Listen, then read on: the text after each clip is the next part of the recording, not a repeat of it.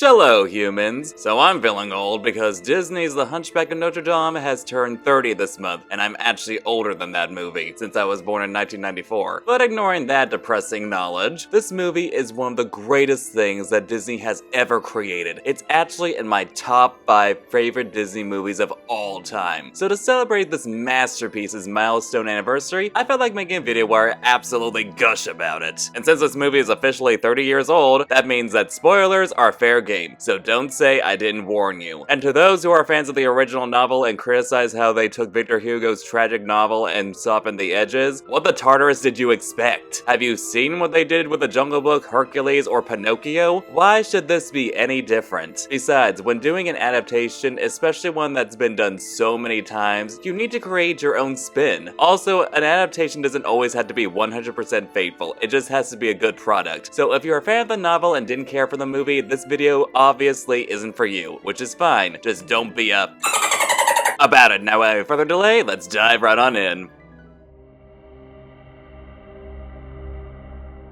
The story is about Quasimodo, a deformed hunchback bell ringer that lives in the Notre Dame Cathedral in Paris, where he is told to never leave by his abusive guardian Frollo, who is responsible for the death of Quasi's birth family. Frollo has a prejudice towards the Romani people and lusts after Esmeralda, a beautiful young Romani woman, who befriends Quasimodo after defending him when things went wrong after Quasimodo left the cathedral. Quasi develops a crush on Esmeralda, but she falls in love with the captain of the guards, Phoebus. Meanwhile, Frollo, letting his lust for Esmeralda overtake him, seeks to capture her to have her either be his or die, while also trying to wipe out the Romani to make the city quote-unquote pure. So yeah, the story is pretty complicated, but not in a way that feels clunky or like there's too much going on. It all manages to flow very well because it knows how to tell the story with complex themes, but in a way that allows the narrative to feel natural. They knew how much detail to give and what to keep simple. Nowadays, there are films that have way too many details, to where it feels like too much is going on and the story ends up being muddled. And it's accessible to all ages to where you'll know what's going on no matter the age. Well, for the most part. The more mature moments will probably go over the heads of kids, but they will end up appreciating it when they get older. I love how it's not afraid to show themes of prejudice, lust, how corrupt religious people can be, police brutality, racial profiling, and the slaughtering of innocent people. These are themes that make the film feel like it's made for adults, and it's sadly relevant, especially nowadays where people are becoming more vocal about their bigotry. So we need movies like this to call out the oppressors and teach children and adults to do better. We live in a world where people believe minority groups are the problem simply for wanting equal treatment, and the privileged are using ignorance to diminish others' problems. They even act like they're being oppressed and having an agenda forced on them when they aren't. In reality, they are the ones that are forcing their bigoted agenda on everyone else. To paraphrase what Esmeralda said, they speak of justice, yet they are cruel to those most in need of help. Every time I see this movie, I find more about it to appreciate. This feels so mature, but it doesn't feel unnecessarily crass or shameless with certain things that I can't mention without getting demonetized like most quote-unquote adult content is. It takes itself seriously while still being fun, and doesn't need to do any of the nonsense that people think makes something more for adults. This is among one of Disney's darkest movies, and I love it for that. I love when family movies are darker, and this one doesn't hold back on the darker moments, showing actual murder in the first few minutes of the movie. Disney hasn't done another movie on this level of darkness, with the exception of Raya and the Last Dragon, but even then, it's not quite as dark as The Hunchback of Notre Dame. I appreciate how when Quasi goes out into the world and is discovered, while it goes well for a while, it quickly turns bad. This is sadly realistic. When you're different, the world tends to be cruel. Sadly, there are those who just can't stand someone who isn't like them getting their moment in the sun, even if it doesn't hurt them in any way. It's unfortunately very true to life that when you go after a dream, you get hurt, which is what happened to Quasimodo, hence why he never wanted to leave his tower again after that. This movie doesn't hold back on how the world can be a dark and cruel place. However, this movie also does a great job of showing that while there are plenty of evils in the world, there is also hope and goodness in the world. It shows that life is more complex. After all, Esmeralda showed Quasimodo kindness simply because it was the right thing, or how Phoebus helped Esmeralda when he first saw her. Not to mention the simple pleasures that Quasimodo longs for that others take for granted. I even love how the ending doesn't make it too overly happy because they show the crowd was still slow to warm up to Quasimodo, even after all he did. One jerk even making this face when the little girl goes up to Quasimodo, but he's finally embraced and it was by a child, which is representative of how children are the future and should be taught to be more open-minded for a better future. This movie is unique in the fact that the main character develops feelings for someone, but that person doesn't return those feelings. It's not because he isn't worthy of love or because she doesn't see his value as a person, it's just where her heart leads her. It shows that you need to learn to accept someone's decisions and be happy for them if you truly care about them. Plus, Phoebus is the best choice for Esmeralda because he treats her as a person. While Frollo treats her like an evil temptress, Quasimodo treats her like a perfect angel. Yes, that's better than Frollo's mindset, but Quasimodo isn't treating her as a normal person. Women are often expected to be naturally good and unable to do any wrong, which is a harmful mindset. Quasimodo needs to see her as a person and a friend, especially since he's clearly not ready for a relationship yet, being isolated for the first 20 years of his life. And before anyone asks, yes, I've seen the sequel and it's awful, to the point where I would call it one of the worst things Disney has ever created. But I will admit that I adore Madeline and think her relationship with Quasi is really cute, though it could have been done better. They deserved a better movie. I even create edits on my DeviantArt with plot points I would have done for the movie, including having the villain be Jahan, Frollo's brother from the book. But that's beside the point. As for Esmeralda and Phoebus' relationship, they are convincing, even if not the best. I do believe that they're in love with their chemistry, but see them more as the beginning of a relationship, though ultimately endgame. The comedy is really funny. My favorite jokes involve Achilles sitting, the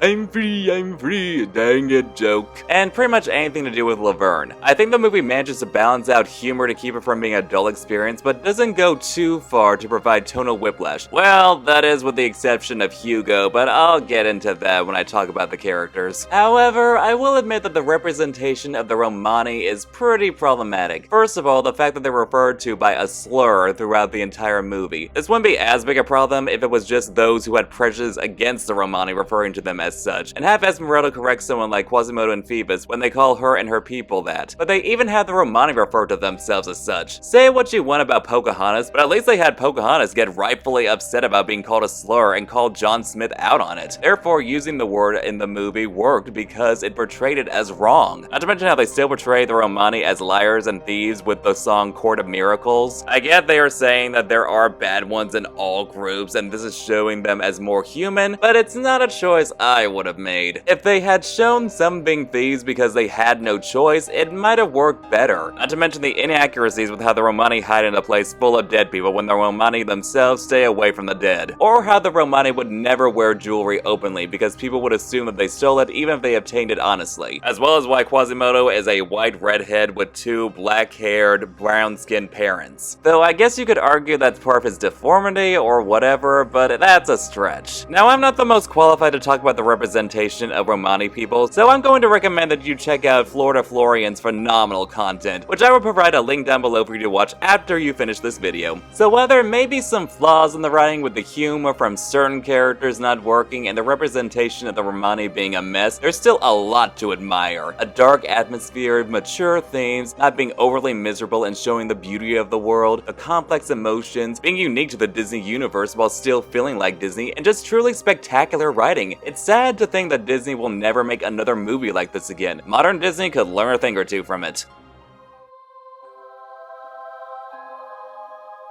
I'm not exaggerating when I say that this is one of Disney's most sumptuously gorgeous movies they have ever created. And considering their catalog, that's really saying something. The only movies I'd say are more beautiful are Pocahontas and The Lion King. First of all, the film is absolutely massive. The scale of this movie is insanely huge, making this world feel so real. I particularly love the scenes that involve the Notre Dame Cathedral, whether it's outside or inside. The first scene where we see Notre Dame peeking through the clouds is absolutely epic and shows how larger than life it is. Anytime we get shots of Notre Dame, I can't help but have my breath taken away. As for the interior of the cathedral, there's so much opulence and grandeur that I'm always so awestruck every time I see it. The architecture is absolutely insane. No wonder Esmeralda was sucked into the sheer beauty of this place when she first arrives. I particularly love the light coming through the stained glass window during God Help the Outcast. Oh my Poseidon, this is just truly magical. Also, fun fact, when I was 7, my family and I actually went to Notre Dame, and it was just as beautiful in person. Plus, I kept on driving my older sister nuts trying to find Quasimodo, and yes, I actually did go underneath the bell and shout, "Hello!" just like Esmeralda did. Anyway, the lighting in this movie is just stunning in general, such as the sunset scene at Notre Dame, or when Esmeralda is helping Quasimodo. Plus, the scene where Esmeralda is walking through the candles is truly breathtaking with an almost otherworldly glow. Not to mention, the fire and the hellfire scene is absolutely extraordinary, and the scene in general plays around with the red lighting to show Frollo's rage and lustful desires. They also play around with color when it comes to the torture scene, with it having a dramatic orange coloring to emphasize the horror of the scene. The colors in general are absolutely gorgeous. I mean, look at this shade of red with Esmeralda's dress. That is the most stunning shade of red I've ever seen in my life. The action scenes are a lot of fun as well, especially the ones that involve Quasimodo swinging and climbing Notre Dame. The epicness is just on an absolutely different level. Not to mention with how absolutely phenomenal the snow looks at the beginning. I can see the details of every snowflake falling, truly magical. Eat your heart out, Frozen. As to the designs of the characters, they go for a look that gives it a feeling of church art come to life, but fitted to the Disney style. The designs are more realistic than something like Aladdin, but are more stylized than something like Pocahontas. They do go for a more cartoony approach with the designs of the gargoyles, but they don't look out of place. I love how they made Quasimodo ugly and deformed, but still managed to make him look friendly and cuddly, which fits his character perfectly. But the best design by far is Esmeralda. I've stated before that she is the most beautiful Disney character ever. I'd even go so far as to say that she's the most beautiful animated character in general, from her big hair, bright green eyes, dark skin, and fabulous outfit. My wife and I are both in awe of her beauty. I even got this figure of her just so I could admire her beautiful design. The only criticism I have for the animation is the dated CGI when it comes to the background characters. This was done to make the film feel larger than life, and if you focus on them, they definitely look like something from a 90s video game. However, they don't ruin the animation, since they are just there for the background. Everything else is just masterfully crafted and is undeniably one of the most gorgeous animated films ever made.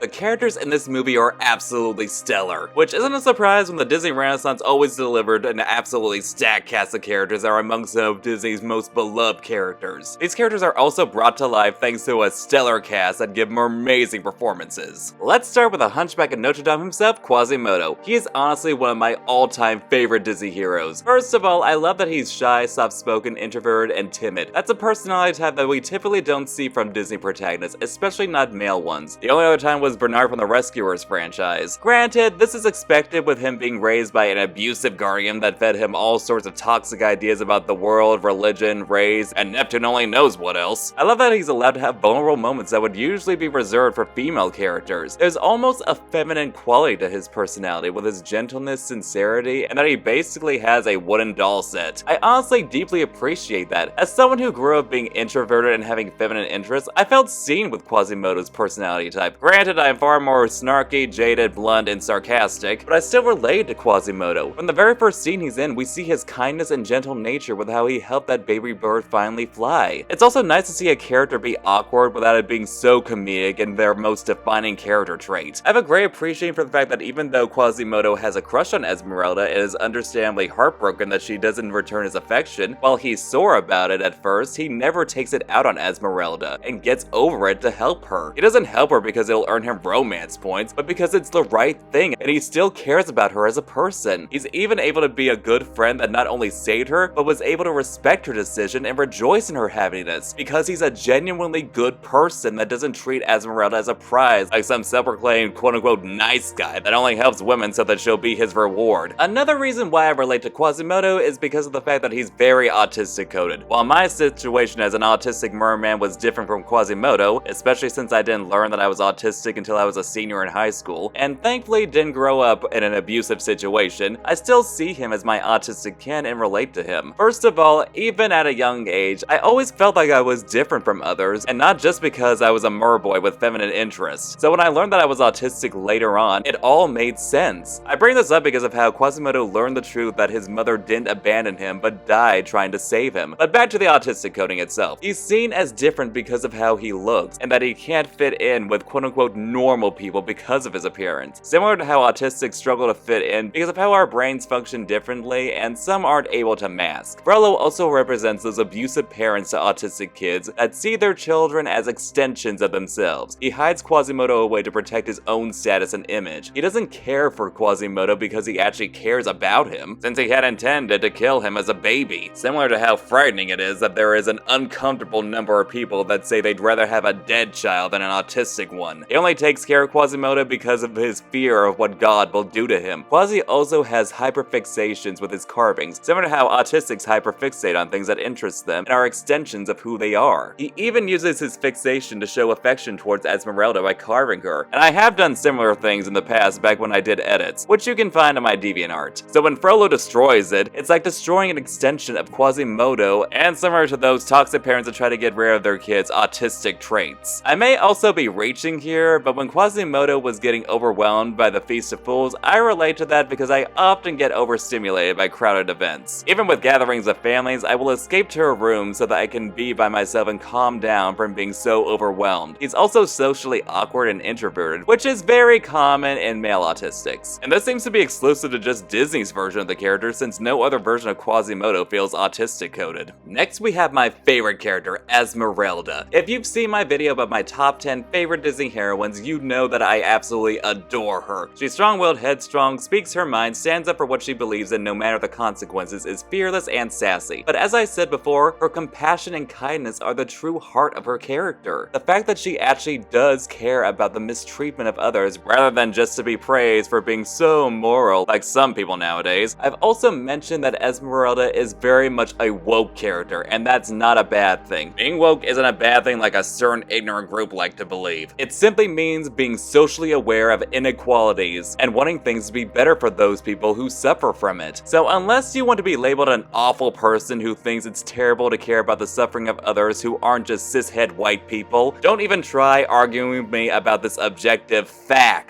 Anyway, I say all this because Esmeralda is a very accurate character to this day, with how she has a strong moral compass and calls out injustices, but is told to be silent by the privileged oppressor for calling him out on his despicable behavior. Similar to how people will talk about social issues and get dismissed by those racists, homophobes, transphobes, sexists, xenophobes, or whatever, because the bigots don't want to be told that they are wrong when they clearly are wrong. I love how despite her fighting for others, she still wants something for herself. Despite the line of her asking for nothing, she wants respect for herself and her people. Not to be treated better, but just treated equally as others. She's allowed to have her vulnerable moments because she's not just a statistic girl boss. She's a real person with her own story and complex emotions. She can fight for equality and take care of herself, but can also have her soft moments, fall in love, and need to be rescued when it's beyond her control. She's a truly extraordinary character that heroines these days could learn from. I also appreciate that when Frollo told Esmeralda Quasi led him right to her hideout, she doesn't believe Frollo because she knows Quasi wouldn't do that. Instead of just giving in to that old cliche of miscommunication and having her blame Quasimodo, she knows Frollo is a manipulative.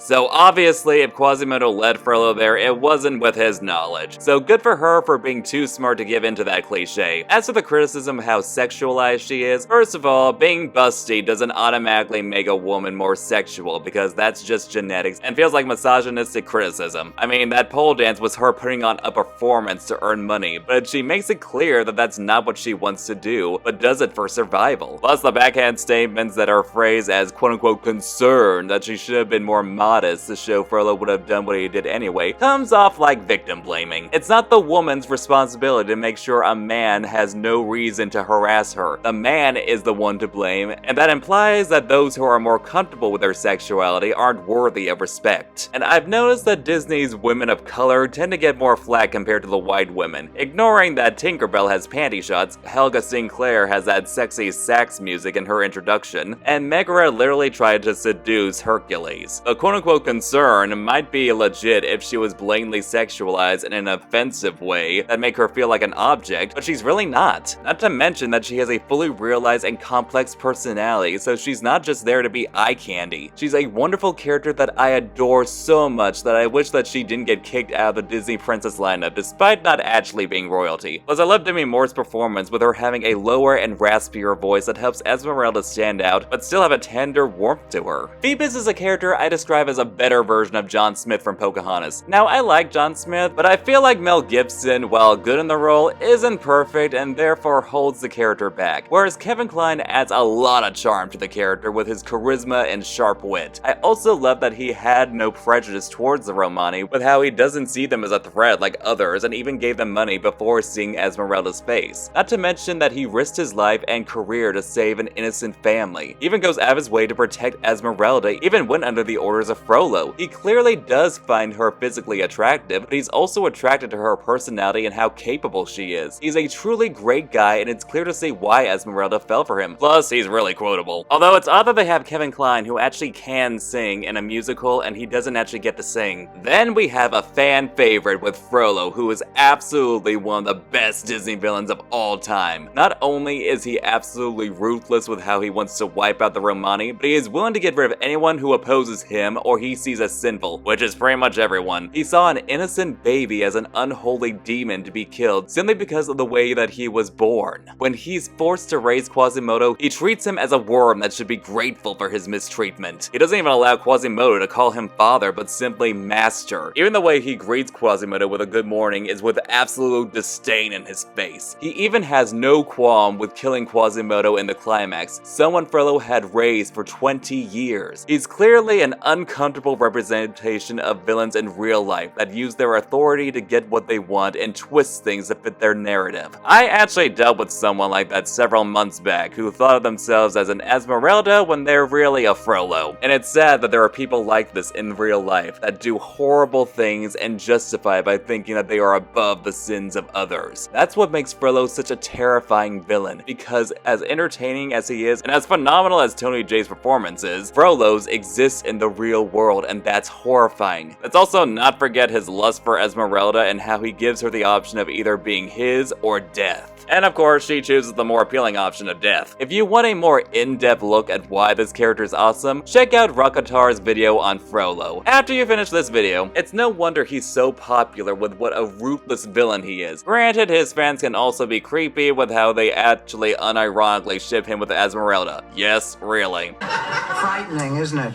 As for the supporting characters, Clopin acts as both the narrator and comic relief. This works for his role as the leader of the Romani, so he's likely to know what happened the night with Quasimodo and Frollo. However, they made him eccentric and energetic to make him more memorable and entertaining. There's an undeniable charm that makes him so likable and funny, but he also knows when to be serious so he doesn't feel out of place in this movie. Jolly, Esmeralda's goat, is really entertaining with his expressions and sassy attitude. Take notes, Valentino. Achilles, Phoebus's horse, while not as fleshed out as other Disney horses, is still a lot of fun and shows personality. Then we have the Archdeacon, voiced by underrated Disney legend David Ogensteers. While not as prominent, it's still important. As we've seen in this movie, as well as in real life, Christian religion can be full of toxic people that feel like they are above others they consider sinful and warp the Bible to fit their prejudiced narrative. However, the Archdeacon represents that part of the group that are genuinely good people and don't use their religion to promote hate. He doesn't see Esmeralda or the Romani as lesser or evil like others, but rather just fellow children of God that deserve respect. Mourning the loss of Quasimodo's mother, who he never even met, referring to her as innocent blood that was spilled on the steps of Notre Dame. Not hesitating to protect Esmeralda from Frollo, he doesn't even force his religion onto Esmeralda, but simply says perhaps God can help her when no one else will and nothing more. This shows that while there is cruelty in the world, there is goodness as well. Then we have the most controversial characters in the movie, the Gargoyles. You all know people hate these characters. They've often been criticized for adding cartoony humor to a movie that's dark and more serious. I both agree and disagree. I don't hate the Gargoyles by any means, and I feel like the criticisms only apply to Hugo. While Jason Alexander is a really fun actor, the character feels far too juvenile for this type of movie. I can see why people would hate him with his loud and obnoxious nature, but I don't hate him. In a different movie, he could have have worked, but not in a movie where Disney is trying to take themselves more seriously. His humor just feels so out of place. Plus, the fact that they are using him for gay jokes with him being in love with Jolly is offensive. Disney has no problem with queer coding their villains, but at this time felt the only way to make a good guy gay was a gargoyle in love with a goat. Thank Poseidon for the Owl House. But I digress. While not as out of place as Sisu or Maui, Hugo is still out of place in this movie. However, I will admit that I do love his bird joke, especially since it's been used as a meme with Winx Club Season 7, also known as the worst season. However, the criticism of the other two doesn't really apply because they aren't nearly as exaggerated. Victor is a likable and entertaining character on his own, but the issue is that he feels superfluous in the movie. However, when it comes to Laverne, she actually feels like an important part of the film that's always overlooked. First of all, while she is comedic, she feels like she fits in better with this darker and more serious movie with her cranky and harsh personality. But she also has a softness to her with Quasimodo, with her acting as a caring mother figure, which is very much needed considering how abusive Frollo is. She's a representation of what I said earlier about how the movie shows the harsh realities of the world with her cranky personality, but still shows the good in the world with how gentle she is with Quasimodo. I also find her hilarious, but more importantly, she's plot relevant. She gives Quasimodo words of wisdom, like how life isn't a spectator sport, that the chains aren't what's holding him back, and most importantly, when she threw his own words back at him about how no one wants to stay cooped up here forever. Plus, her Wicked Witch reference is absolutely iconic. Also, this was the final role for Mary Wickes, who died before the film was even released. And this character is definitely a great, as you humans would put it, swan song for the actress. I feel like if they got rid of Victor and more so Hugo, who yes are named after Victor Hugo, then the humor of the movie wouldn't have been as criticized. Laverne's humor, like I said, would fit in better. And before anyone says that they were added to fool parents into thinking this dark movie was lighthearted, they could have still fooled them by having the light marketing moments be on Laverne, Lupin, and Jolly. Simple fix. So while Hugo is misplaced in this film and Victor doesn't serve much purpose, these characters are honestly among some of the strongest Disney has ever created with how multi-layered and enjoyable they are. As many have said, the soundtrack is one of the best soundtracks that ever come out of Disney. This isn't surprising since the songs were done by Alan Menken and Steven Schwartz, who have absolutely stacked resumes that speak for themselves. Before I get into the songs themselves, I will talk about the score. It's absolutely epic with its use of choir singing, which I've always been an absolute sucker for in a score. Not only does it sound phenomenal, it also adds to the film's style with how the Catholic Church is very prominent in this movie. It adds to the atmosphere, and I was sucked in right from the beginning of the film, and I got chills many times. Starting with the opening song, which is also my favorite song in the movie, Bells of Notre Dame. This song does everything a great opening should. Set up the plot, the characters, the tone, and feel like an important part of the story. That is the purpose of a musical. I love how with Clopin telling the story, it sometimes cuts back to him with a lightning effect. It's wonderful narration of the story of how Quasimodo became the bell ringer of Notre Dame. There's a question of who is the monster and who is the man, and it's clear that the monster isn't the one born with a deformity. There is an air of mystery and darkness with stellar vocals. I've been listening to the song on loop for more times than I can remember. Plus, that opening with the chorus singing is just everything. I am no expert on the technical qualities of songs, but I highly recommend you check out this video by Aster Rhymemaster after you're done with this video, of course. Next, we have another personal favorite out there. It starts off with Frollo using his emotional manipulation with Quasimodo, and while Quasi does sing alongside him, his voice is never louder than Frollo's, showing how he is under his guardian's control. But the song gets better when Quasi gets his own solo. First of all, I'm a sucker for an I Want song. I love how his voice starts off soft, with Frollo's words still fresh in his mind, and it gets more powerful as the song goes on. Plus, I love that there's an I Want song for a male protagonist, because Disney doesn't actually have a lot of those. They need to fix that. But I can feel the passion he has for his desire to live at least one day out in the real world. From what I understand, Tom Tom Hulce isn't a professional singer, but he sounds mermazing. I would have thought he was a Broadway veteran with how great his voice is. Then we have Topsy Turvy, which is a more comedic song, but it still fits in with the movie and establishes what the Feast of Fools is for those who aren't aware of it, because this actually was a real thing. I love the high energy and just how infectious the song is. It makes me want to be at the Feast of Fools myself, especially if there's a banger like this. But then we get back to the serious songs with another favorite of mine, God Help the Outcast. A subtle and beautiful ballad where Esmeralda is vulnerable with her struggles and is seeking help from a higher power. I love how the ones that are considered quote-unquote more pure are the ones that are asking for things for themselves, while Esmeralda, who is considered a quote-unquote heathen, is the one who asks for nothing for herself but for others. This features some of the most stunning visuals in the film. The song is so ethereal, and Heidi Mollenhauer, who does the singing for Esmeralda, is absolutely mermazing. Fun fact, she was actually a singing waitress that the filmmakers heard one night at a restaurant.